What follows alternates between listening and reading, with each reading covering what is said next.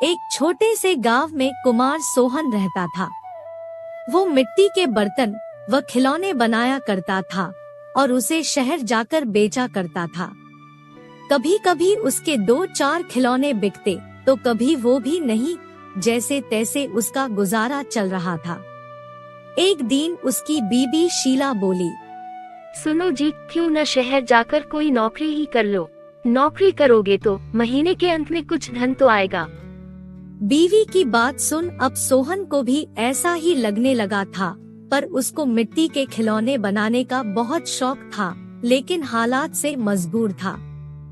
बात तो तुम सही कह रही हो, पर कैसे उस हुनर को छोड़ दूं, जिसका नमक हम लोग अब तक खाते आए हैं। मैं जानती हूँ आप बहुत मेहनत और लगन से खिलौने बनाते हो, पर बाजार में बिक्री ना होने से अब हमारा गुजारा नहीं होता। अब तो यह हालत हो गई है कि रसोई में अन्न का एक दाना भी नहीं बचा। ठीक है, मैं कल सुबह ही शहर जाकर कोई न कोई नौकरी तलाश करता हूँ। अगले दिन वो शहर के लिए रवाना हो गया और एक व्यापारी के पास वह नौकरी करने लगा। सोहन वहाँ नौकरी करता तो जरूर था, पर उसका मन अभी भी अपने चाक और मिट्टी के खिलौनों में ही रहता था। समय बीतता गया। एक दिन शहर में जहाँ वह काम करता था, उस मालिक के घर पर उसके बेटे निखिल का जन्मदिन था। सब महंगे महंगे तोहफे लेकर आए। सोहन ने सोचा, क्यों ना मैं मिट्टी का खिलौना बनाऊं और बच्चे के लिए लेकर जाऊं। वैसे भी हम गरीबों का तोहफा कौन देखता है। यह सोचकर वह मिट्टी का खिलौना बनाया और बनाकर जन्मदिन पर ले गया। जब दावत खत्म हुई तो निखिल की नजर उस मिट्टी के खिलौने पर पड़ी। उसे वो हाथ में उठा लिया और खुश होकर और भी बच्चों को दिखाने लगा। खिलौना सभी बच्चों को बहुत पसंद आया और जिद करने लगे कि उनको भी वैसा ही खिलौना चाहिए। यह सब देख सभी मेहमान एक दूसरे की तरफ देखने लगे और एक ही बात पूछने लगे, अरे वाह, इतना शानदार तोहफा कौन लाया है? इतना महंगा तोहफा ये किसने लाया होगा?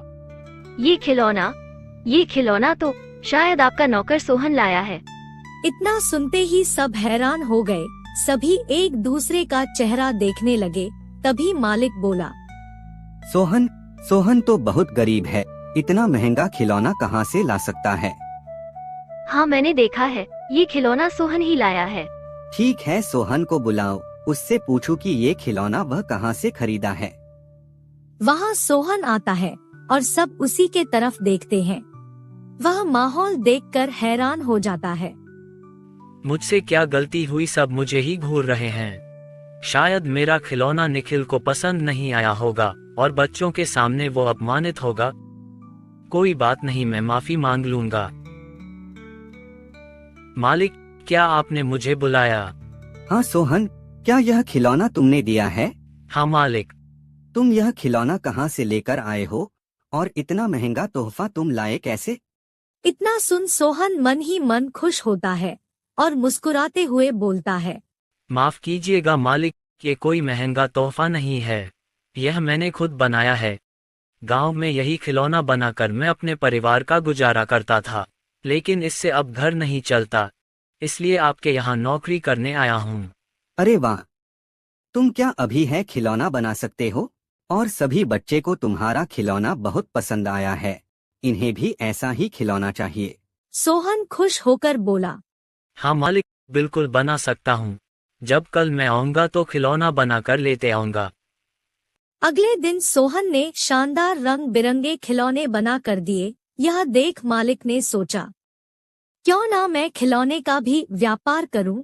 वह अपने बीवी से बोला, सुनीता, सोहन खिलौना बहुत अच्छा बनाता है, उसे खिलौना बनवाकर शहर में उसका भी व्यापार कर लें। उसे सोहन को उसके मनपसंद का काम भी मिल जाएगा और उससे अच्छी तनख्वाह भी मिल जाएगी, साथ ही साथ एक मोटी रकम हम भी कमा लेंगे। ये तो अच्छा विचार है जी। यह सोच मालिक ने सोहन को खिलौना बनाने के काम पर लगा दिया और बदले में हर महीने अच्छी खासी तनख्वाह देने लगा और रहने को घर भी दिया। यह सब पाकर सोहन और उसका परिवार बहुत खुश हो गया और सोहन को उसके मनपसंद का काम भी मिल गया।